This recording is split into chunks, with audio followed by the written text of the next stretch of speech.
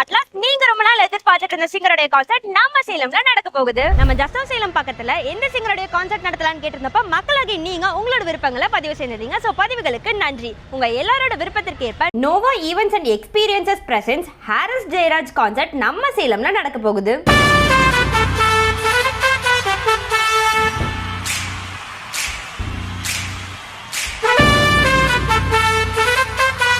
April 13th Jawahar மில்ல தான் இந்த கான்சர்ட் நடக்க போகுது. தமிழ்நாட்டிலே ஃபர்ஸ்ட் டைமா வேர்ல்ட் கிளாஸ் ப்ரொடக்ஷன் தான் இந்த கான்சர்ட்டை நடத்த போறாங்க.